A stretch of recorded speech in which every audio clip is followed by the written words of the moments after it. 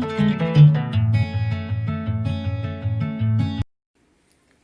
everyone, welcome back to this channel. Today we are going to start class 10 mathematics chapter number 10, that is circles. Now as we have already studied the concept related to circles in our previous standard, so quickly going through the basic concept of what is a circle, we will directly jump on the main point of this chapter, that is related to tangent. So the first question arises that what exactly is a circle? The definition says that circle is a collection of all points in a plane at a constant distance from a fixed point. Now you have to take care of three different words. First word is that whatever we are drawing, as circle is a two-dimensional figure, we are drawing that thing into plane. If I am drawing a circle on this whiteboard is my plane, right? It will have two-dimensional length as well as breadth. So circle is a two-dimensional figure. Next is constant distance from a fixed point. So here you can see many points are there. I have made a set of all these points. You see here two constant distances I have shown which are almost equal.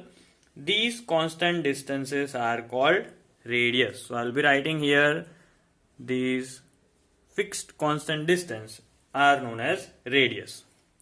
And radius is a point which connect all these points with a fixed point at a center, right? So that is why we have named this point as center itself. So every circle will have collection of points at a fixed distance called radius from a fixed point called center.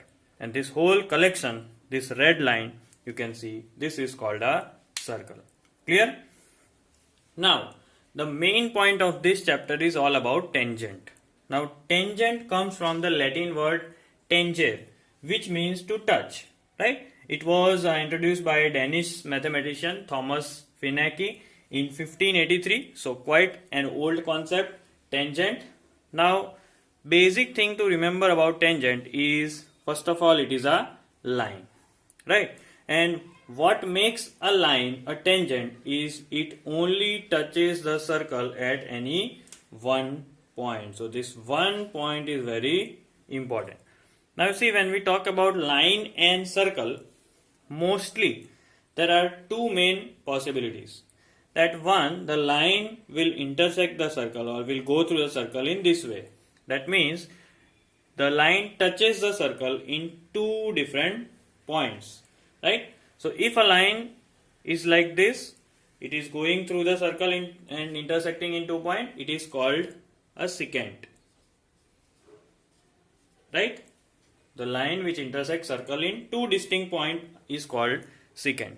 Now moving to our original condition of tangent.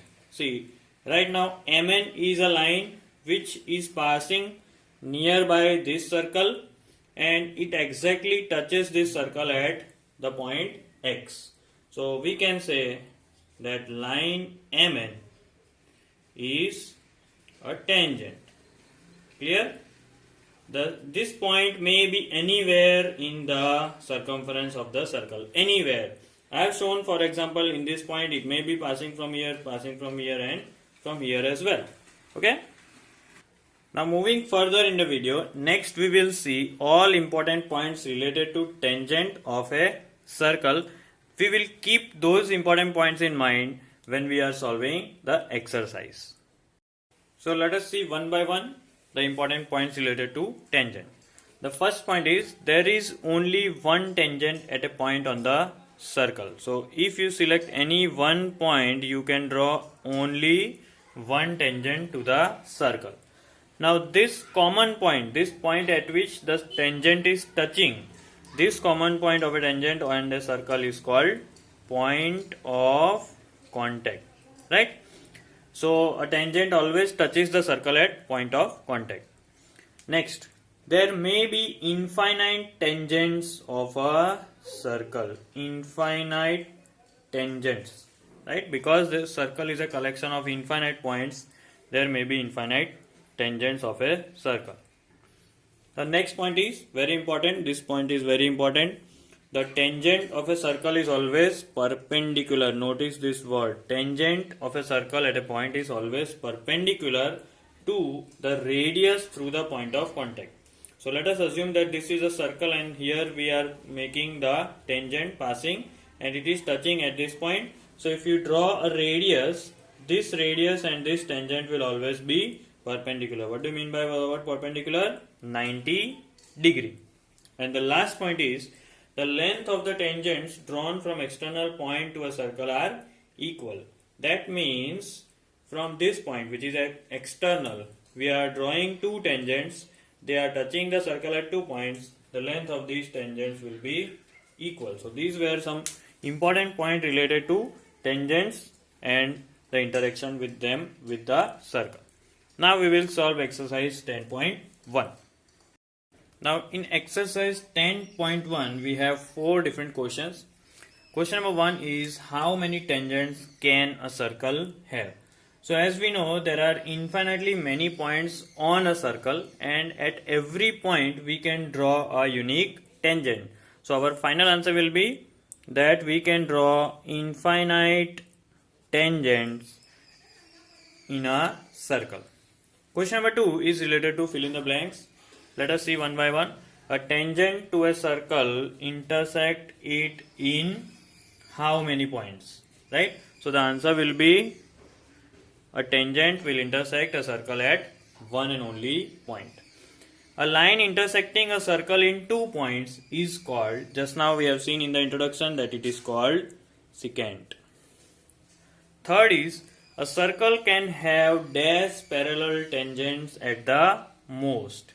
A circle can have 2 parallel tangents at the most on 2 opposite points. Clear? Fourth one is the common point of a tangent to a circle and the circle is called the point of contact. So you see the objective questions are basically related with all the introduction part that we have covered. Now moving on to the question number 3 and 4. Question number 3 is very interesting and very important question. A tangent PQ at a point P of a circle of radius 5 cm meets a line through center O at a point Q so that OQ equals to 12 cm. Right? Now see, we have drawn a tangent PQ. There is a circle. We have drawn a center O. Now OP becomes the radius. Right? And we have to join OQ as per the given condition. OQ is 12 cm. Right? So you see there is a triangle formation and as we know one of the properties of tangent, the radius and a tangent at a point is always meeting perpendicularly. That means this angle will be 90 degree. So first thing you will need is a very nice, neat and clean figure. You read the question properly, draw a perfect figure, then only you will come to know that we have to apply this logic. And most importantly, we have to include everything that we know related to the circle and tangent. So we will write that PQ is a tangent and OP is radius as per the figure. Clear? Now, as per the property, angle OPQ is always 90 degree. Now we can also write in bracket the reason why OPQ is 90 degree. Tangent at a point is perpendicular to the radius drawn at that point. Okay. Now if we focus that triangle OPQ is right angled triangle. Right. So you can see one of the sides forming 90 degrees given. Hypotenuse is given as the opposite side of 90 degrees hypotenuse. So we can solve it using Pythagoras formula. Okay. So writing the Pythagoras formula is hypotenuse square, that is OQ square is equal to OP square plus PQ square. We'll write all the values. What is OQ square? It is 12 square. OP is given, that is 5 square, and PQ square, PQ we are finding. So here if you solve this, this becomes 144. Here it is 5 square 25 plus PQ square. So what will be PQ square? PQ square will be 144 minus 25 and that is 119.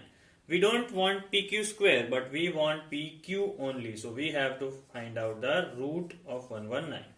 As we will have to stop here because one of the options is already given, that is option number D, 119 centimeter. So here the question is of course related to tangent and circle, but what we have to follow is right angle triangle and Pythagoras principle. Clear? So these kind of questions will be more common in this chapter. Moving on to the last question. The fourth question is draw a circle and two lines parallel to a given line such that one of the lines drawn is a tangent and other line will be a secant. Now based on the question we have drawn a random circle and a given line. Now we have to follow one condition that whatever we are drawing, tangent and secant, both must be parallel, right? So the first one, that is the circle will have a tangent over here, right? And this tangent is parallel to this given line. So here I have drawn the first one, that is the tangent. Now for secant we don't have to think much and we just have to draw a line which intersect the circle at two different points. So here I have drawn a secant of a circle. One thing, that both these lines are parallel to the given line.